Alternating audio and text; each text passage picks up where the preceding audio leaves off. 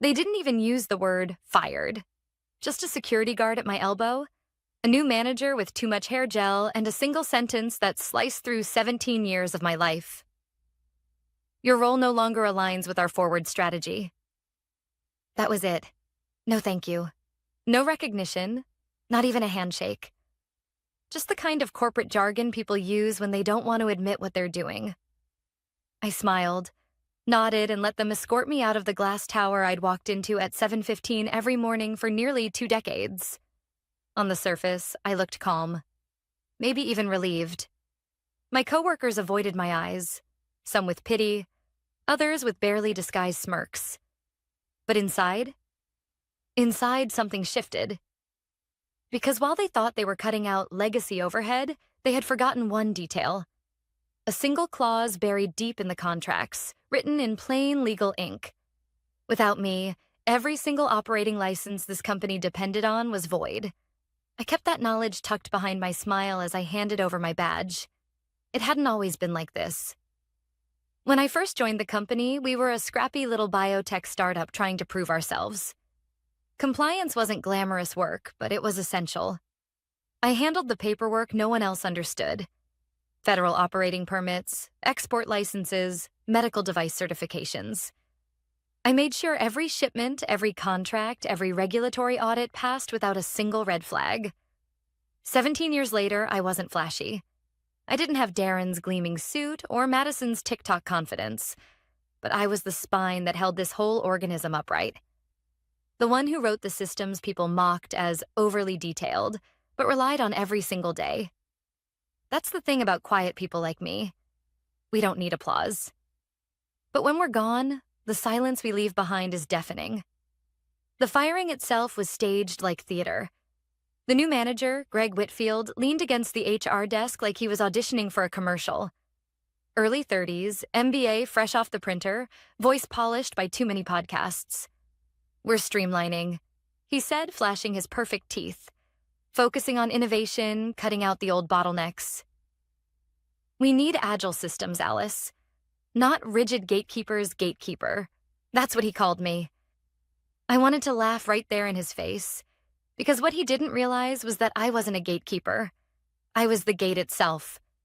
Without me, there was no entry, no approvals, no legality. But I didn't argue.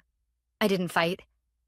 I just smiled, signed the paper he slid across the desk, and watched as HR stamped terminated effective immediately. As security walked me out, I remembered the clause. Section 12B, tucked into the operational compliance agreement I had written myself years ago when the company first entered regulated markets. It was my insurance policy, one I never thought I'd actually need. In the event of involuntary termination, all federal certifications and licenses sponsored by the company shall remain under the employee's name until properly reassigned and approved by governing agencies. Translation: fire me without planning and every license collapses. And Greg? He hadn't even glanced at the old contracts. That night, I sat in my small apartment with a glass of tea and the city lights spilling through the window. My phone buzzed with messages from old colleagues. Some apologetic, some nosy. I ignored them all. Instead, I opened my personal terminal, inserted a secure USB, and logged into the National Licensing Database with my biometric key. One by one, I checked them. FDA device compliance, authorized under Alice M. Hayes. Export certification ID, authorized under Alice M. Hayes. Federal biotech handling permit, authorized under Alice M. Hayes. 32 active licenses, all tied to me. They hadn't transferred a single one. I leaned back in my chair, heartbeat steady. They thought they'd erased me from the building. But on paper, in the eyes of the federal government, I was the building. By Monday morning, I knew chaos would start to brew. I could already picture it. Vendors sending error messages, shipment delays, internal systems rejecting new credentials. The compliance dashboard blinking red instead of green. And at the top of it all, Greg standing there with his polished smile, wondering why nothing worked. When I closed my laptop that night, I didn't feel vengeful. I felt certain. They had treated me like background noise, like outdated infrastructure. But tomorrow, the silence would roar louder than any speech Greg could give. Because here's the truth about betrayal in business, or in life. People think it happens in a single moment. A firing, a slammed door, a final word. But betrayal is slower than that. It's built on years of being overlooked, dismissed, underestimated. Until one day, the person you thought was expendable reminds you why you needed them all along. And me? I didn't need revenge. The system itself would speak for me. I could almost hear it. The hum of idle monitors, the clatter of early keyboards, the low murmur of voices before the day truly began. For 17 years, I had lived inside that rhythm. Now, the rhythm would falter without me. I didn't have to wait long. At 9:12 a.m., my phone buzzed. A message from Jules, one of the junior analysts who had always been kind to me. Something weird. Shipment to Metatron flagged. License ID not valid. They're asking who the officer of record is. I set my coffee down slowly. One license error wasn't surprising, but I knew better. If one was failing, more would follow. By 9:30, another message. Two vendors can't process orders. Same error code. Greg told us to just update the license info, but the portal rejected it. I pictured Greg standing there in his fitted blazer, telling everyone to keep calm. He probably thought it was a small glitch, the kind of problem IT could patch. He had no idea he was staring into the mouth of something much larger. Around mid-morning, Jules called me directly. Her voice was tight, like someone trying not to be overheard. "They're panicking, Alice. Orders are stacking up. Darren's in the conference room saying it's just a transition hiccup.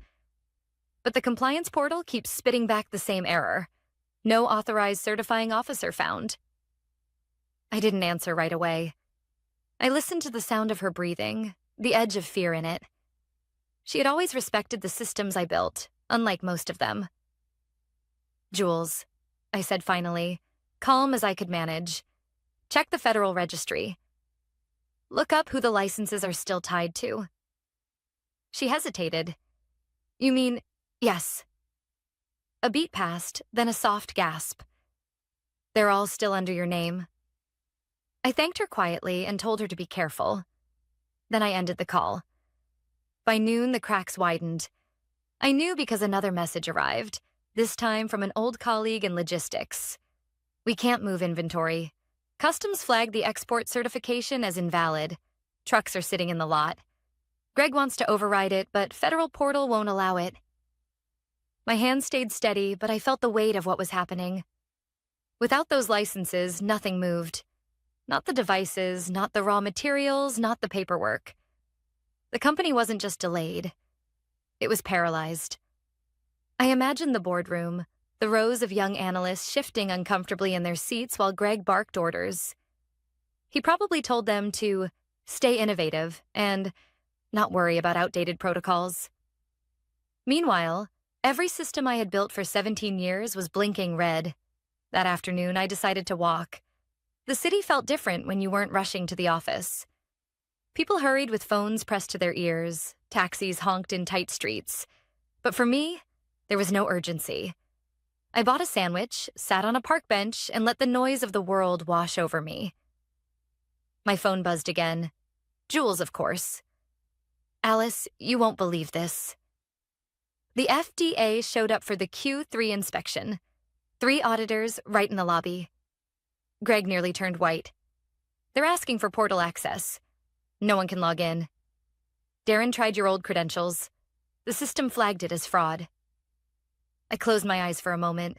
The FDA inspection. Of course, it came every year around this time. I had always prepared the team weeks in advance. Now, without me, they were walking blind into it. By 4 p.m., the story had reached me without even trying. A former coworker texted, "What did you do?" "The company's on fire." Everyone's saying nothing works without you. I didn't reply. I didn't need to. That evening, I sat by my window again, the city lights shimmering against the glass. For the first time in months, I felt no weight on my chest. No deadlines. No urgent calls. just quiet. I knew tomorrow would be worse for them.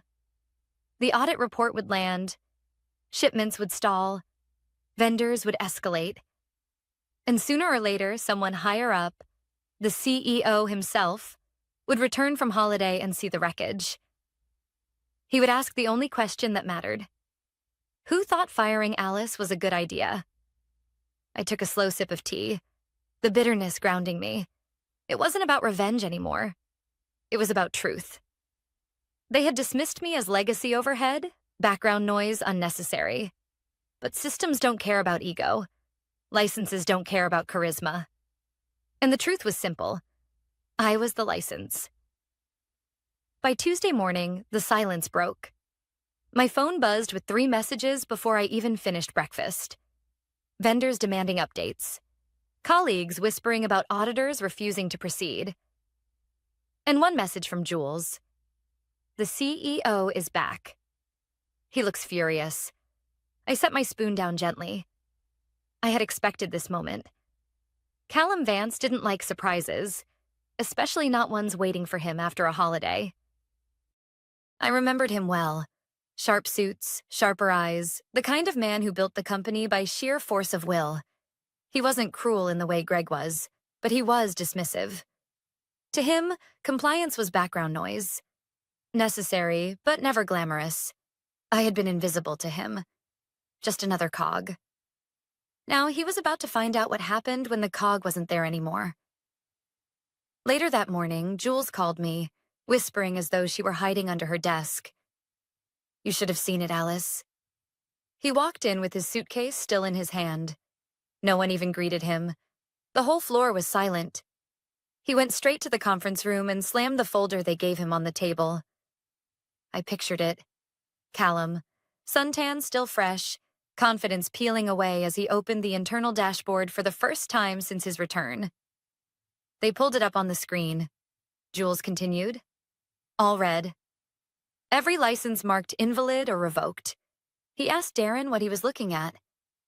Darren tried to spin it as a transition error. Callum cut him off. He asked one question. Which idiot thought firing Alice was a good idea? I couldn't help it. I laughed. Quietly but fully. By noon, the damage was undeniable. The FDA auditors had left the building, filing their inspection as incomplete due to credential denial.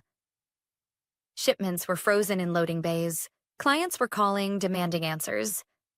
Another message popped up from a logistics manager I barely knew. We're dead in the water, Alice. Without you, we can't move a single product. Everyone's pointing fingers. Nobody wants to admit who signed off on this. I didn't reply. It wasn't my fight anymore. Around mid-afternoon, the storm worsened. One of the analysts forwarded me a screenshot, knowing I'd appreciate it. An internal Slack thread with Darren frantically typing, "Is there any way to restore Alice's license privileges temporarily?" The silence under his message said everything, not a single reply. No one knew how to fix it. No one could. The irony was sharp. Just days ago, Darren had called me legacy overhead.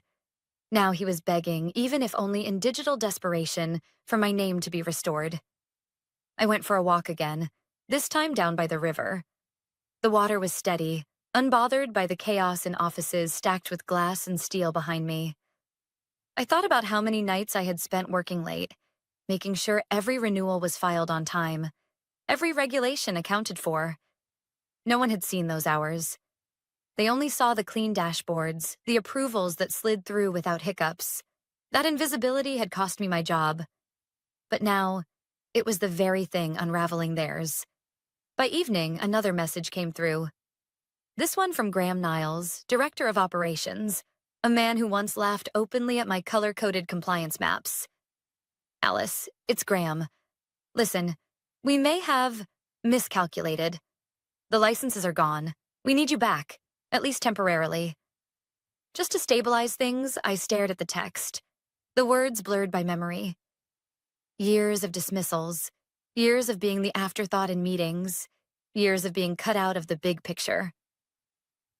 Now, the same people who smirked at me were scrambling. I didn't answer. That night, I sat in my living room with the lights low, City sounds muffled beyond the glass. For the first time in 17 years, I didn't feel tied to them. I wasn't bound by their deadlines or their arrogance. But I knew one thing. Tomorrow would be worse for them. The audit report would hit. Clients would begin to back away. Investors would notice. And all of it would trace back to the decision made in one smug conversation at an HR desk. They thought they could erase me. Instead, they had erased themselves. By Wednesday morning, the cracks had turned into fractures. I woke up to 3 emails from former colleagues, all with the same undertone. Panic. One wrote that the export division had shut down entirely. Containers locked at the docks because no valid license could be attached to the paperwork. Another admitted their biggest supplier had frozen all deliveries until a recognized compliance officer signed off. The third was short, almost desperate. Alice, if you know anything we can do, please tell us. Everyone's drowning. I didn't answer. It wasn't mine to fix anymore. Around 10 a.m., Jules called again. Her voice carried that strained mix of disbelief and exhaustion. You should see it here. The CEO's holding emergency meetings every hour. Greg hasn't been seen since yesterday. Some say he's locked in his office. Others think Callum pushed him aside completely. Darren's still trying to make it sound temporary, but even legal is against him now. They keep saying it could take weeks, maybe months to reestablish all the licenses I stayed silent. And Alice, she added after a pause. The board is furious. Investors are asking questions. Clients are threatening to walk. Callum actually said out loud, "We fired the wrong person." I don't think I've ever seen him admit something like that before. That made me laugh, though it wasn't joy. It was irony. For years, I had sat in rooms where my warnings were brushed aside, my work treated as invisible. Now, the man who never once acknowledged me in a meeting was telling the board they'd made a mistake.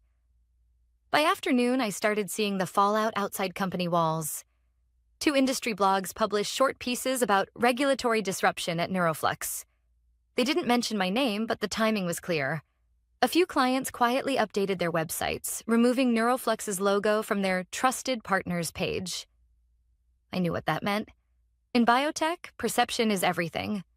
If clients and investors sensed weakness, the company would bleed faster than any internal failure could cause. That evening, Graham called. I almost let it go to voicemail, but curiosity got the better of me. His voice was lower than usual, stripped of the arrogance he once carried like a badge. Alice, he began, I know we didn't always see eye to eye. I know I dismissed your systems more times than I should have. But I'm asking you now, not as a director, not even as a colleague, just as someone who's watched everything fall apart. Will you help us? I let his words hang in the air. For a moment, I thought of the nights I'd worked late, the weekends I'd sacrificed, the years of giving everything to a company that had shown me so little in return. Graham, I said finally, you don't need me. You need to understand why I mattered in the first place. Until you do, nothing I could do would change what's happening. He tried to argue, but I ended the call. Later, as the city grew quiet outside, I opened my laptop. Not the company one they had taken from me, but my personal machine. I scrolled through job offers I had ignored for years. Smaller firms, rival companies, startups looking for stability. One name stood out. Helix Core. I had spoken to them once at a conference years ago. Back then, I had stayed loyal. Now, loyalty seemed like a relic. Their message was still sitting in my inbox, weeks old. We admire your work. If you're ever ready for a change, our door is open. I read it twice, then began drafting a reply. On Thursday, word reached me that the FDA had officially marked Neuroflux as failed in their inspection. The report cited absence of valid certifying officer and multiple revoked licenses. The consequences were severe. Fines, legal exposure, possible suspension of operations. Jules sent me a screenshot of Callum in the boardroom, face buried in his hands while legal and operations argued across the table. They're finished without you. She wrote simply. For the first time in days, I let myself feel something close to relief. Not satisfaction at their collapse, but relief that I was no longer carrying the weight of keeping them upright. That night, I sat by the window with a cup of coffee, darker than I usually liked it. The street below buzzed with life, people hurrying to dinners and late trains. For years, I had been chained to a system that only valued me when it was convenient. Now I realized I was free. The company had underestimated me, erased me, and in doing so, erased themselves. And as I pressed send on the reply to Helix Core, confirming a meeting for the following week, I knew one thing with certainty. This wasn't an ending. It was the beginning of something I should have done a long time ago. By Friday morning, my apartment felt lighter. I'd slept through the night for the first time in months. Helix Core had replied within an hour of my message. A brief call that turned into a 3-hour conversation about risk, process, and how you build a company that doesn't collapse when one person leaves. They didn't ask me for secrets, shortcuts, or access. They asked me how to do it right. We agreed on something simple and clean. A short-term advisory contract starting Monday, pending a full-time offer after references and compliance checks. Realistic, respectful, legal. They sent over paperwork the same afternoon. I read every line and signed. By noon, Neuroflux was everywhere online. Not in headlines, just in the places that matter. Procurement bulletins, vendor forums, regulatory lists. Inspection failed, licenses revoked. Temporary suspension pending remediation. 2 clients publicly announced a pause in partnership pending certification continuity. They didn't name the company, but anyone in our space could read the map. Jules called after lunch. Darren's been reassigned. Project liaison. No clearance. Greg hasn't returned to the floor. Callum fired off an all-staff note about rebuilding our trust with regulators and respecting the expertise that keeps us compliant. You were the subtext of every line. I thanked her and kept my voice steady. How are you holding up? She exhaled. Tired. Angry. But I learned more this week than in 2 years. I'll never treat the quiet parts like background again. That landed. Quiet parts, the ones you notice only when they're gone. At 5, my phone rang with an unknown number. I almost let it pass, then answered. Alice, it's Callum. His voice didn't bother with small talk. I'll be direct. We made a mistake. I approved a mistake. We need you to come back, even temporarily.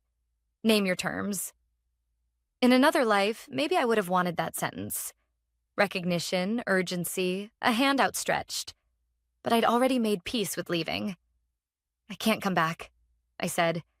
Not as an employee. And not to undo a choice you made on purpose. He was quiet then. Is there any legal way to accelerate reauthorization?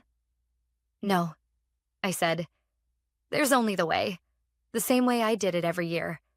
Training, exams, interviews, registration. Weeks, not days. That's the point. It's supposed to prevent exactly what happened to you. He didn't argue. For what it's worth, he said. I'm sorry. I heard you asked who fired me, I replied. You already know where to aim the apology. He let out a breath that sounded older than he was. Good luck, Alice. You too, I said, and meant it. Not for his sake. He'd survive. But for the people who didn't choose any of this. On Monday, I rode the elevator to Helix Core's 21st floor with a temporary badge clipped to my sweater. No fanfare, no tour, just a neat conference room and a small team waiting with notebooks. Camilla, the junior analyst leading the session, had highlighted half the printout I'd sent over the weekend. She opened with the question I wish someone had asked me years ago. If we had to run tomorrow with 2 people out sick and 1 on leave, what breaks? Good question, I said. Let's build around that. We drew the map that morning. Who holds what authority, where the backups sit, where procedures live, and how they're tested. We wrote contact chains that were actually usable, not just diagrams for slide decks. We documented the boring things, the dates, the renewal windows, the audit prep checklists. And then we spaced responsibility so no single person became a single point of failure. I insisted on one more rule in writing. The person who keeps the company legal will never be the cheapest line on the budget. At lunch, I walked 2 blocks for soup and ate it in the sun. I checked my phone once. A LinkedIn notification had climbed past the point of politeness. I changed my profile line to 4 words. Compliance advisor, Helix Core. No speeches, no thread, just a fact. By midweek, 2 former clients messaged privately. Short, careful notes about continuity and trust. I reminded them I couldn't discuss neuroflux and wouldn't. They appreciated that more than any pitch. Respect is a currency, and you spend it slowly. That same afternoon, Jules sent a photo of the neuroflux lobby. The glossy sign dimmed to a reflection, a clipboard at reception with a visitor log that read the same name 3 times. Regulatory Enforcement Unit. Beneath it, a handwritten note on the guard's desk. No unescorted access to compliance or export areas. It was the right policy. I wish they'd learned it for a different reason. That night, I finally let myself feel everything I'd been moving past. The years, the dismissals, the tiny ways people made a person disappear while still using her work. I cried. Not long, not loudly, but enough. Then I washed my face, made tea, and laid out the next day's agenda. Internal training at 9, draft of Helix's annual audit calendar at 10, a one-on-one with Camilla at 2 to talk about her certification path. On Thursday, Helix's dashboards turned all green for the first time under my watch. Not because we cut corners, but because we didn't. We scheduled the renewals, we assigned backups, we ran a small tabletop drill for, what if the officer of record quits tomorrow? Everyone laughed at the scenario, then did the work anyway. That laugh is the safe kind. The kind that comes with respect, not denial. Friday afternoon, I took the long way home. I passed the old building without stopping. Through the lobby glass, a delivery sat unopened by the security desk, paperwork taped to the side. Hold. No valid certifying officer. It was not revenge. It was gravity. Back in my apartment, the sunset cut a warm line across the bookshelf. I wrote a short note on a sticky and pressed it to the edge of my monitor, the way I always had. In case they forget. The invisible work is the work. I'm not the only one who needs the reminder. Jules texted one last time before the week ended. I'm interviewing next week. Your checklist saved me today. Good, I wrote back. Carry it with you. Make sure the next place earns you. I closed the window, set my phone face down, and let the quiet arrive. Not the silence of being overlooked, but the kind you choose. The world kept moving. So did I. And for the first time in years, I wasn't holding anything together except my own life.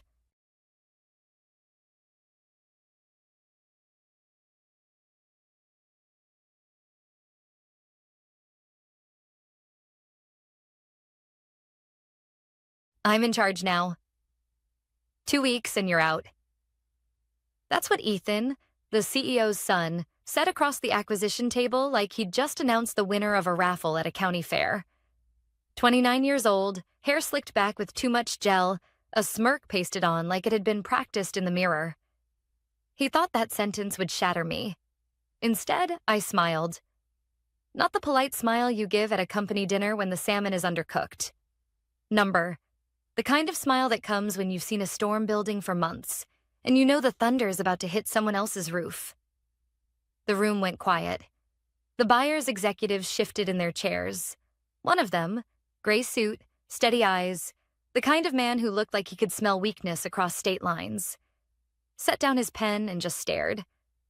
Another tapped the corner of their phone, as if making sure the recording was still running.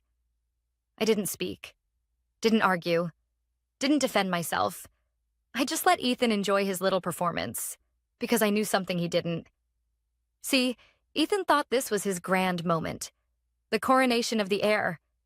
His father, the old CEO, had stepped back after a health scare. Ethan walked in with a fresh badge, a fat title, and zero understanding of what actually kept this company alive. To him, operations were boring. To me, operations were oxygen. For 8 years, I'd been the one patching holes, smoothing vendor relationships, and keeping compliance threads from unraveling. Payroll, audits, logistics, all the invisible gears that keep the machine turning. I'd built most of them myself. Ethan thought cutting me loose was his way of proving he could lead.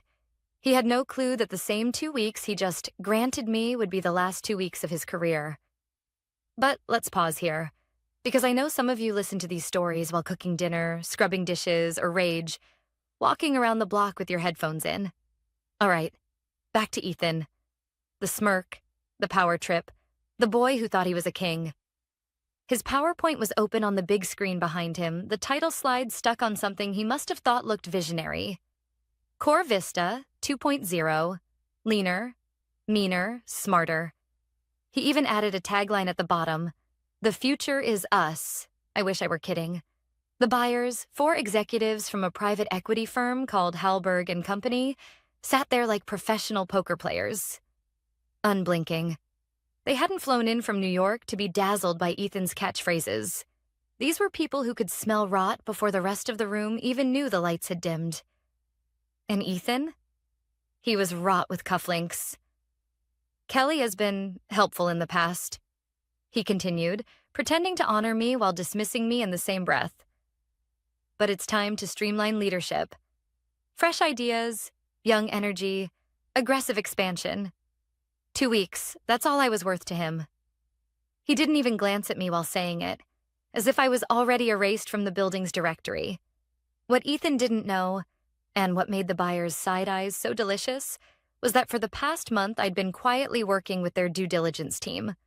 Not begging, not scheming for revenge, just answering their questions, cleaning up Ethan's messes, forwarding the right documents when they asked for them, highlighting risks he didn't even understand were risks. I wasn't trying to save myself. Honestly, I was exhausted. But I wasn't going to let the company I'd built piece by piece collapse under his ego. And collapse, it almost did. The day Ethan showed up with his shiny new badge, he called an all-hands strategy huddle. No agenda, no notes. Just him standing at the front of the room in a designer suit, telling us we were going to disrupt silos and redefine synergy. Within a week, legal couldn't find signed contracts. Finance couldn't get approval on disbursements. IT was locked out of systems Ethan swore he had access to. He thought master access was a vibe. I kept things alive. Vendor negotiations, compliance filings, payroll schedules. I wasn't sleeping much. I was tired in ways coffee couldn't fix. But I wasn't ready to watch the company sink just because the boss's son wanted to cosplay as a visionary. So when the buyers reached out, not formally, just a quiet email from their VP of integration, a woman named Dana, I didn't give them speeches. I didn't whine about Ethan. I just sent them structure. Clean, dated, documented processes. The bones of the machine they were about to purchase. That was the turning point. And that's why, when Ethan leaned back in his leather chair, smirk plastered on, telling me I had 2 weeks left, I didn't argue, didn't beg, didn't flinch. I just smiled. Because what he'd just announced to the buyers wasn't my farewell. It was his. And buried in a contract he hadn't even read, on a page he never knew existed, was the reason his smirk wouldn't survive the month. The first week after Ethan's grand announcement was chaos disguised as leadership. He strutted around the office like he'd just bought the building with his allowance, telling anyone who'd listen that Core Vista was entering its golden era. Meanwhile, the golden era looked a lot like unpaid invoices, confused department heads, and a dozen frantic phone calls hitting my desk every morning. I kept quiet. Not because I was powerless, but because I'd already learned something important. Fools burn themselves faster if you just hand them the matches. Take finance, for example. Quarter-end disbursements needed approval. Routine stuff. Normally handled in 2 signatures and a quick compliance check. Ethan, eager to prove he was decisive, told the team he'd streamline the process. His new method? Ignoring every email and writing "circle back later" in the subject line like it was a magic spell. By the 3rd day, vendor payments stalled. One supplier even drove to headquarters demanding answers because their trucks weren't rolling without clearance.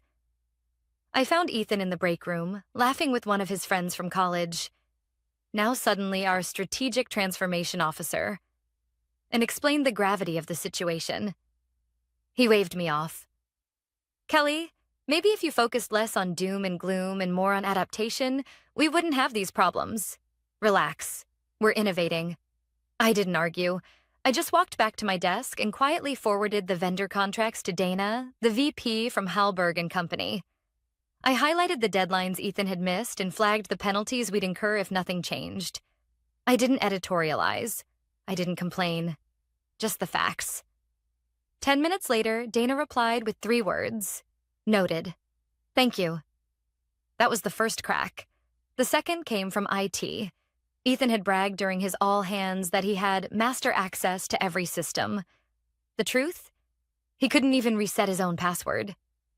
When the compliance dashboard locked out the entire audit team, Ethan told them to just work offline for now. Offline. For a department managing federal reporting requirements. I stayed late that night, restoring access through the admin credentials only 2 of us had. I didn't tell Ethan, but the buyers noticed. Because the next morning, an email landed in my inbox, CC'd from Hallberg's legal team, asking for confirmation on our compliance timeline. My name was on the request, not his. That's when I realized my silence was starting to speak louder than his noise. Still, Ethan kept performing. He ordered a full company rebrand, complete with a new logo designed by a friend's girlfriend in Photoshop.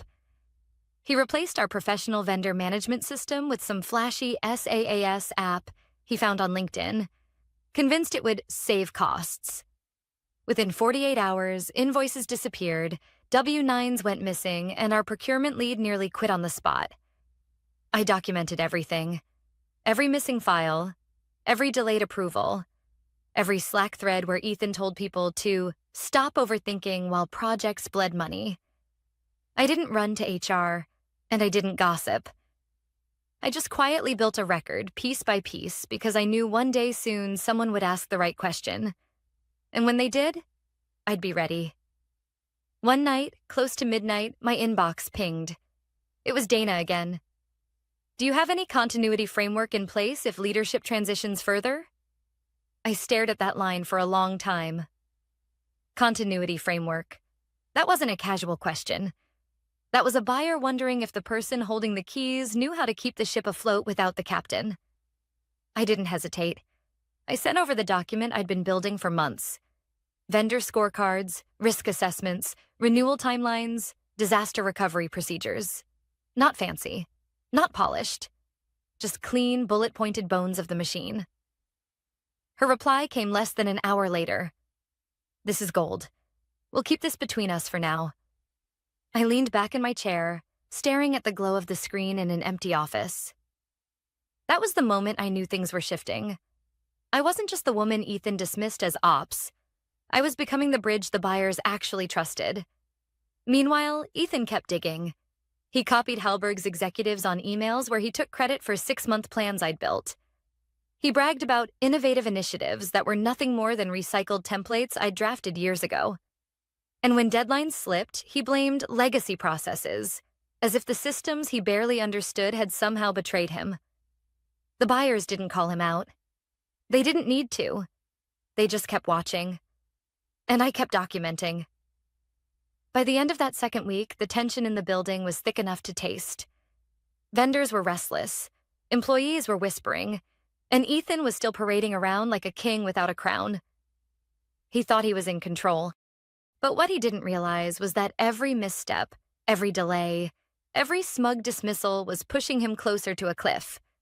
And I wasn't the one shoving him. He was running full speed toward it on his own. I just made sure the buyers had a clear view. Because in corporate wars, it's not the loudest voice that wins. It's the one with the receipts. By the start of the 3rd week, the shift was undeniable. It wasn't dramatic, not some boardroom explosion with lawyers storming in. No, it was subtle. The kind of shift you only notice when silence starts speaking louder than words. Ethan's emails were still long and full of buzzwords. Synergy, disruption, growth mindset. But the buyers weren't replying, at least not to him. They were replying to me. It started small, a CC here, a quiet ping there. Then, one afternoon, I opened my inbox to find a direct request from Dana. Kelly, can you confirm the timeline for vendor onboarding under Scenario B? I stared at that line for a long time. It didn't say, can you ask Ethan? It said, Kelly. My name, direct. Clear, no middleman. That was the moment I knew they'd stopped seeing Ethan as a leader. He was background noise. I didn't gloat. I didn't forward the email to show anyone. I just answered. Clear, factual, professional. And that answer opened a door I didn't realize had been waiting for me. By the end of that week, I was invited to an informal alignment call. The calendar invite didn't even list Ethan. Just me and 2 Hallberg executives. 15 minutes off the record. I almost didn't accept. I'd spent years keeping my head down, doing the work without chasing the spotlight. But I clicked accept anyway. The call was simple. They asked about our compliance roadmap, about how vendor renewals were handled, about risks if leadership churned again. I didn't editorialize. Didn't badmouth Ethan. I just answered what was asked, point by point, as cleanly as possible. When the call ended, one of them, Alan, sharp suit, calm tone, said quietly, "Thank you, Kelly." That was exactly what we needed. That was the second shift. Because after that, the questions didn't stop. They grew. First once a week, then twice, then nearly daily. Always precise, always directed at me. And every time I answered, I could feel the ground tilting a little more in my favor. Meanwhile, Ethan was still busy playing CEO. He hosted innovation brainstorms in the break room with kombucha and beanbag chairs. He ordered a rebrand campaign with fonts he'd found on TikTok. He told HR to scrap half the reporting protocols because they were too old school.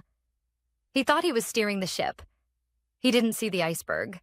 One night, long after everyone else had gone home, I opened my inbox to find a document from Hallberg's legal team. No message, no explanation, just a file. Core Vista Transition Staffing Draft. I opened it cautiously, expecting vague placeholders. But there it was, buried halfway down the page. A blank line labeled Continuity Lead, no name yet. Just a seat waiting to be filled. I flagged it, dragged it into a folder I'd started weeks earlier called Just in Case, because I knew one way or another that line would matter. And then came the third shift. It happened in a meeting Ethan wasn't supposed to invite me to, a system audit review with Hallberg's integration team.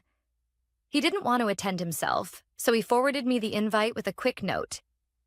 Just cover this. They'll only ask about boring stuff anyway.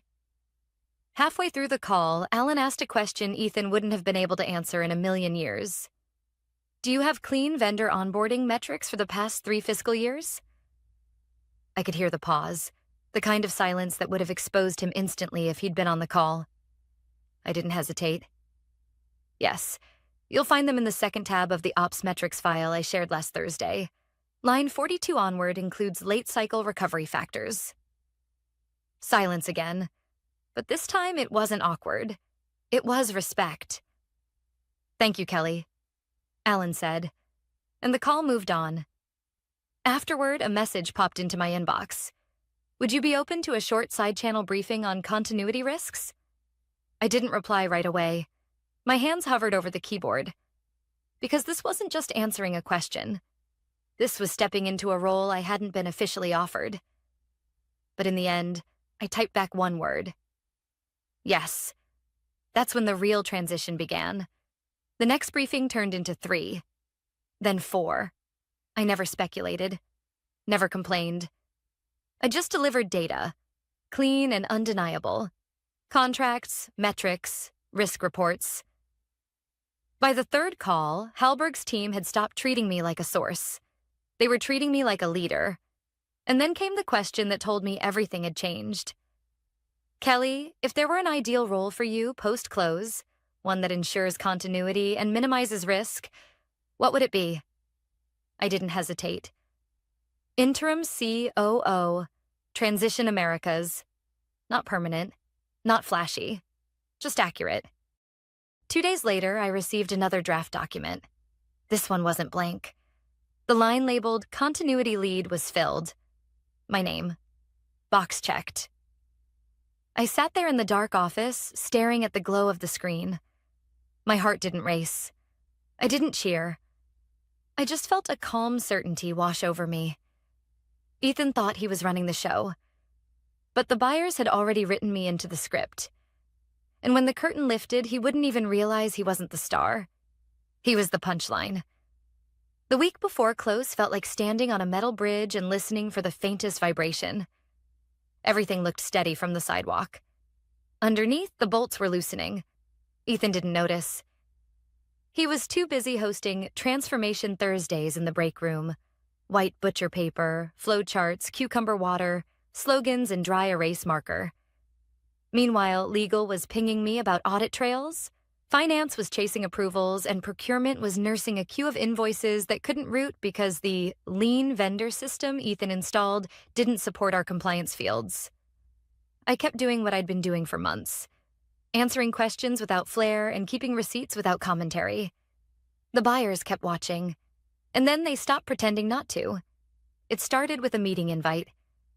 The title used to read Leadership Transition Review. One morning, it landed in my inbox as an update. Post-close executive realignment. No explanation. Same time, same room. New subtext.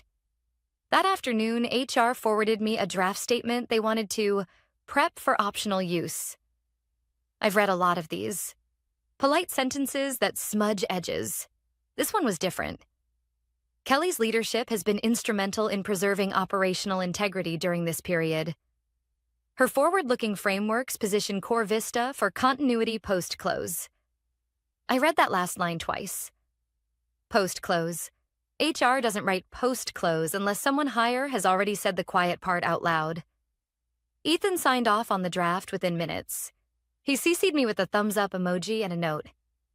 "We'll polish this for your farewell next Friday." He really thought he was writing my eulogy. That evening, long after the building went dark, I opened a file I'd been ignoring. Core Vista Transition Staffing Agreement. Final draft. It had been sitting in my inbox for 2 weeks, sent by Halberg's counsel after a flurry of late-night calls. I hadn't read it because I already understood the bones of the plan. But something about that retitled meeting nagged at me. 73 pages, charts, schedules, signature blocks. I skimmed past the noise until I hit the thick of it. Definitions, authorities, sign-off paths. And then, there it was. Page 14. 3E Transition Staffing and Continuity Oversight.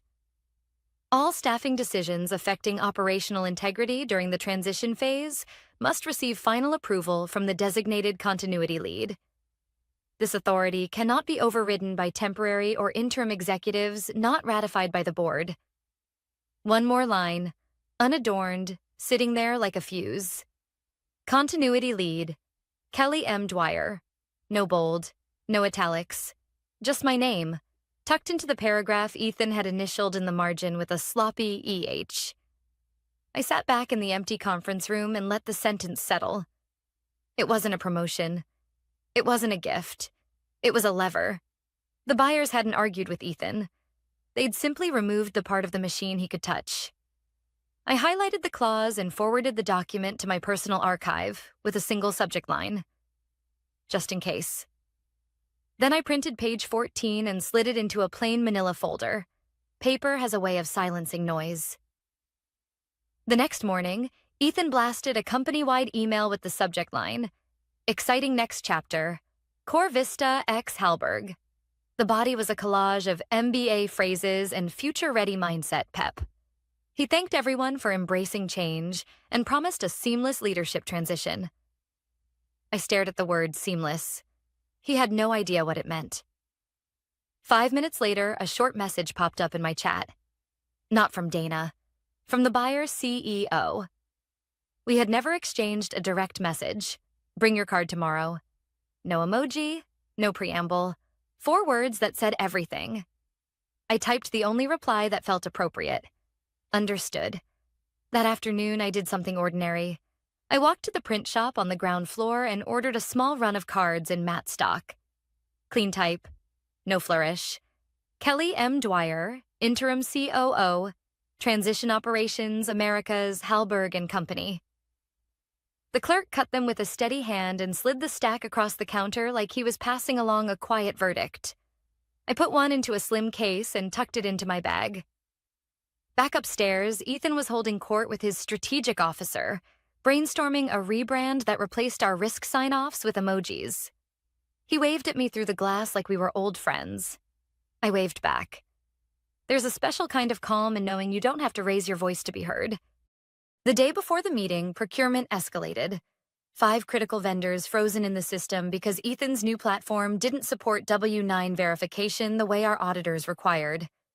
Legal was ready to light their hair on fire. Ethan responded with, "Let's not overreact. Innovation looks messy." I sent Dana a tidy, time-stamped packet. Change logs, access requests, Slack threads, and the remediation plan I'd already staged. 10 minutes later, she replied, "Received. Thank you." No one looped Ethan. That night, I packed my bag like I was getting ready for a trip.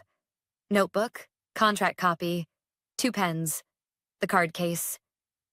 I slept finally, the kind of sleep that comes after months of bracing your shoulders against doors other people are leaning on. Morning broke with the humorless light of a conference day. Someone had set out branded folders and sparkling water. HR parked themselves on the left. Hallberg's team took the right. Still, precise, practiced. Ethan strode past my chair and nodded at the table as if it were his stage. He didn't see the manila folder under my hand. He didn't see that the stage directions had already changed. On the way in, Dana brushed past and placed a yellow sticky flag on my copy of the agreement. No words, just a small tab, the kind you use when you know a page matters. Page 14. Ethan cleared his throat, rolled his shoulders, and started his speech. We're aligned, we're lean, and we're ready to turn the page. He thanked the teams, name-checked a spreadsheet he'd never opened, and gestured toward me like a museum docent. And of course, Kelly will transition out over the next 2 weeks. I didn't correct him. I just reached into my bag, felt the cool edge of the card case, and waited for the buyer, CEO, to look up. Almost time. Because consequences don't arrive with sirens in corporate life. They arrive in footnotes, in signatures, and in the moment someone finally reads page 14 out loud. The conference room smelled faintly of coffee and nerves. Folders lay neatly stacked, water glasses filled halfway, pens aligned like surgical tools. Hallberg's executives sat in their practiced stillness, not a smile, not a frown, just that steady poker face patience. Ethan stood at the head of the table, shoulders square, tie too tight, eyes shining with the certainty of someone who thinks they're about to be crowned. This acquisition, he began, pacing like he was auditioning for a stage play, marks the next evolution of Core Vista. A smarter, sharper, more agile future. And I'd like to personally thank everyone who helped us get here, including Kelly, who will be transitioning out over the next 2 weeks. His voice carried confidence, but the words felt hollow, like a drumbeat echoing in an empty hall. Bryce, the so-called transformation officer, clapped. HR nodded politely. Someone typed something into their notes app. And then, silence. I didn't bow my head, didn't force a smile. Instead, I reached slowly into my bag, pulled out the slim case, and slid one card across the polished table toward Hallberg's CEO. Matte black. White ink, clean font. Kelly M. Dwyer, Interim COO, Transition Operations, Americas, Hallberg and Company. The CEO picked it up, glanced at it, and for the first time all morning, his face shifted. His lips curled into laughter. Sharp, sudden, delighted. Not cruel, but the kind of laughter that bursts out when a punchline lands in a joke you didn't even know was building. Ethan froze mid-sentence. Something funny? He asked, voice cracking at the edges. The CEO didn't answer. He tilted the card toward Alan, seated to his right. Alan read it, smiled. Not a smirk, not a politeness, but a knowing grin, and slid it back.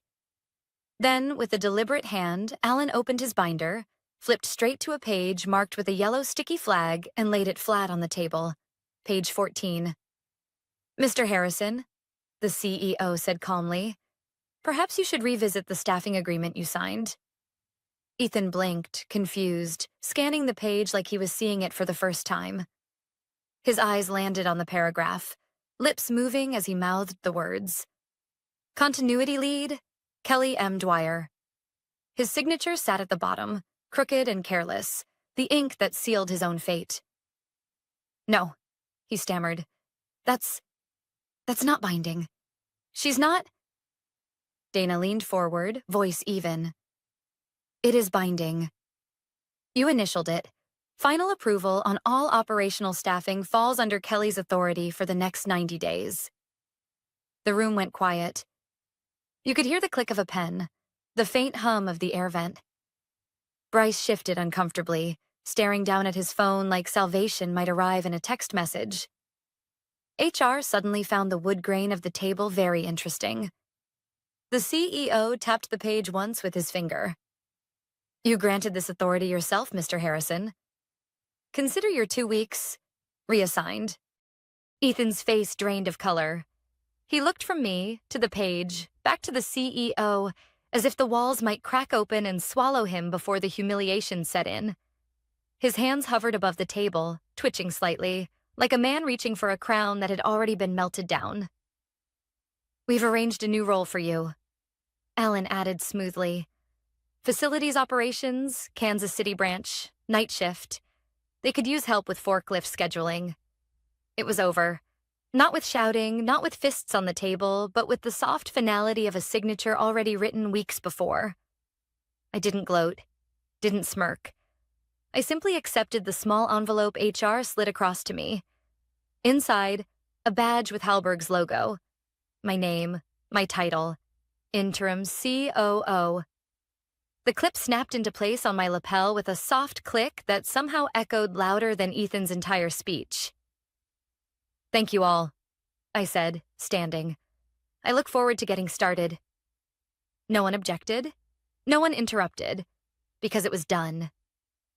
I walked toward the door, my heels steady against the polished floor. Behind me, I heard Ethan's voice, small, cracking. Wait, she reports to you?